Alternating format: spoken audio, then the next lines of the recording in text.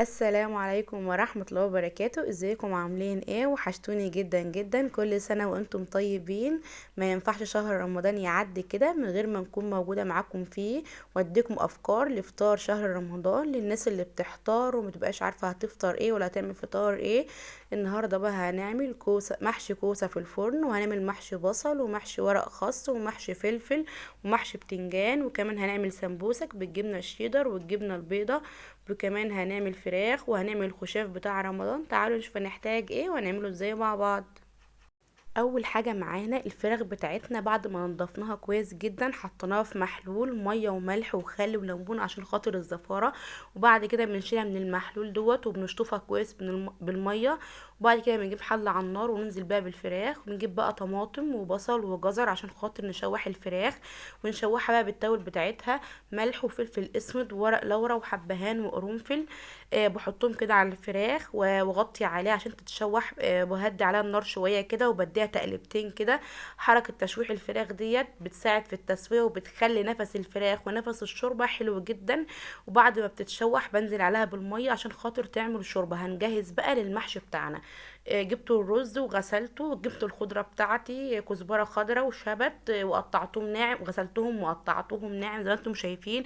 وكان عندي تسبيكه كانت جاهزه في الفريزر، عباره عن بصل متشوح مع السمنه او الزيت وعليه طماطم لحد ما قوام التسبيكه دوت تخن زي ما انتم شايفين. وهنزل عليها بقى بالبهارات العاديه بتاعتنا، فلفل اسود وكمون وبهارات محشي والملح بتاعي.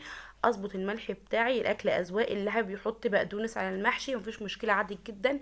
واقلب المحشي بتاعي لحد ما كله يختلط مع بعض. واحنا هنعمل مع بعض محشي بتنجان وكوسه وفلفل وورق خس وبصل. البصل ده بنعمله ازاي؟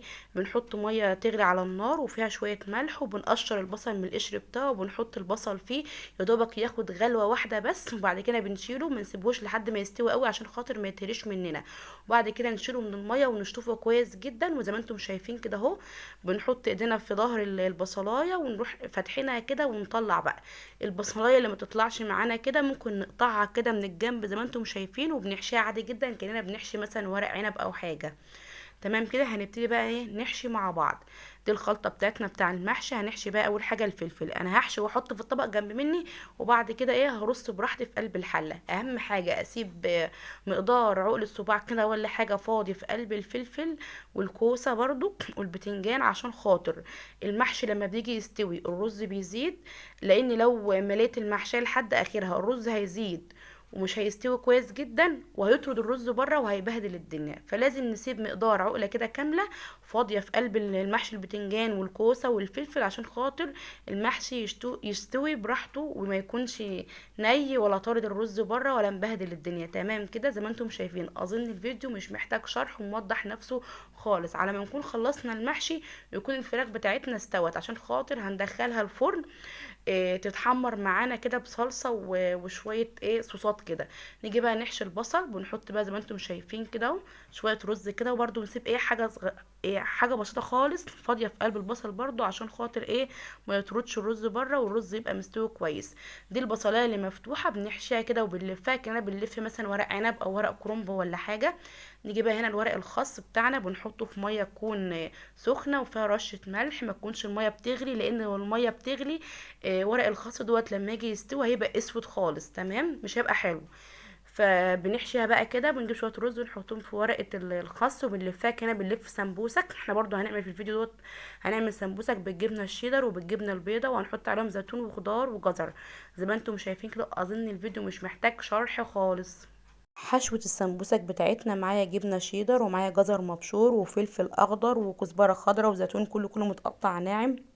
معايا برضو جبنه قريش وجزر مبشور وفلفل اخضر وكزبره خضراء وزيتون كله متقطع ناعم. اللي حابب يعملها ساده مفيش مشكله عادي جدا، اللي حابب يعملها زي انا بعملها مفيش مشكله عادي جدا.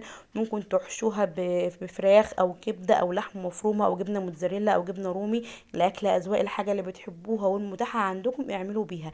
بس انا حبيت اعملها كده تكون خفيفه اكتر من يكون فيها لحمه او فراخ ولا حاجه. نبتدي بقى نلفها مع بعض، وبعد كده نيجي على الطرف الاخراني كده بتاع القفله بتاعتها، بندخل الطرف دوت جوه كده ومش هتفك مننا ولا حاجه في الزيت، وهتشوفوها وهي بتتقلي مش هتفك خالص ولا هيجرى لها اي حاجه. اهو نعمل واحده كمان عشان خاطر كل المعلومات تكون واصله لكم. اهو بنحط الطرف دوت على كده ونلفها كأننا بنعمل مثلث بالظبط، ونيجي بقى على الطرف الاخراني دوت كده اهو، ونروح حاطين دوت جواه عشان خاطر ما يفكش مننا، ولا نجيب ايه لا دقيق ولا ميه ونلزقها ولا حاجه. كنت خلصت خلاص السمبوسك، نيجي هنا بقى للكوسه بتاعتنا عشان هنعملها في الفرن، ونحط لها بقى الشوربه بتاعتها. ما نكترش، نحط مثلا كوبايه ونص شوربه كده ولا حاجه، وبعد كده نحطها على البوتاجاز تاخد غلوه. اهم حاجه نغطيها عشان خاطر البخار يسوي الكوسه. ما نحط الشوربه كتير لان الكوسه لما بتستوي بتنزل ايه ميه في السوا، وبعد كده ندخلها ايه الفرن تكمل سواها.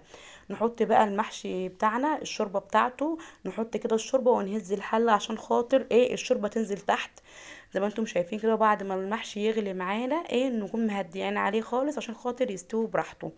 معانا هنا بقى معلقه كبيره صلصه، وعليها فلفل اسود ورشه ملح ومعلقه صويا صوص ومعلقه دبس رمان. دي الخلطه اللي انا هي هدهن بيها الفراخ بتاعتي عشان خاطر ادخلها الفرن تتحمر معانا. انتوا ممكن تحمروها في الزيت لو حابين، بس انا حابه الطريقه دي اكتر عشان خاطر بتكون خفيفه كده وصحيه اكتر. يا دوبك هي معلقه الصلصه والصوصات وخلاص، وبتكون خفيفه كده وصحيه مفيش فيها زيت ولا حاجه، وبتكون جميله جدا.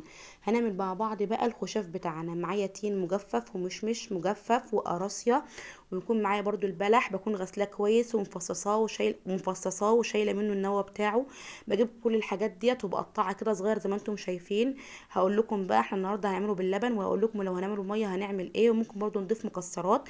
انا عشان خاطر هعمله باللبن هقصقص كل الحاجات دي صغير كده او زي ما انتم حابين، واكون مسخنه اللبن بتاعي يكون لبن مغلي، واعمله قبل الاذان بنص ساعه. اللبن الساخن المغلي بيخلي البلح يكون طري في ساعتها.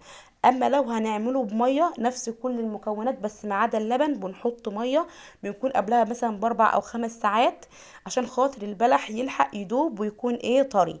في حالة بقى لو انتم بتحبوا البلح يكون مقرمش ممكن تنقعوه في المية ساعة واحدة بس، وما بنحط السكر نهائي لان الفاكهة ديت بتكون مليانة سكر، اللي هي الفاكهة المجففة دي بتكون مليانة سكر. تمام. فانا النهاردة هعمل الخشاف دوت باللبن. حطيت بقى التين والمشمش والقراصية والبلح بتاعي متفصص كويس جدا من هو مغسول كويس جدا، وغليت اللبن بتاعي بيكون سخن، وقبل الاذان بنص ساعة بروح حاطة عليه اللبن بتاعي. وبحط السكر نهائي. لو هتعملوه بالمية بيكون قبل الاذان ب4 ساعات اقل حاجه عشان خاطر البلح يلحق يدوب ويكون طري معاكم. لو بتحبوه مقرمش مفيش مشكله عادي، ممكن تعملي قبلها مثلا بساعتين او ساعه. حطينا بقى طاسه على النار وفيها زيت عشان خاطر نحمر السمبوسك بتاعتنا. اهم حاجه بس ما تكونش النار عاليه عشان خاطر السمبوسك ديت بتتحرق بسرعه، فتكون كده ايدينا خفيفه فيها واحنا بنحمرها، ونقلبها على طول على الجنب التاني عشان خاطر ما تتحرقش معانا. ولما نيجي نشيلها من الزيت نشيلها كده في مصفى، ويكون معانا كده طبق فيه مناديل عشان خاطر تصفي كل الزيت بتاعها اللي شربته، عشان خاطر الاكل ما يكونش مزيت معانا. احنا عاوزين كل الاكل يكون خفيف كده وصحي ويكون جميل. بعد ما خلصنا بقى الاكل كله دي السمبوسه جميله جدا، والكوسه بعد ما طلعت من الفرن قد ايه كانت جميله جدا، ومحشي الخس ومحشي البصل ومحشي البتنجان ومحشي الفلفل، والخشاف بتاعنا اللي باللبن الحليب. اللي حابب يعمله بميه مفيش مشكله عادي جدا زي ما قلت لكم. وكل سنه وانتم طيبين، وما تنسونيش في دعائكم، وربنا يتقبل منا كلنا. ويلا السلام عليكم، باي باي.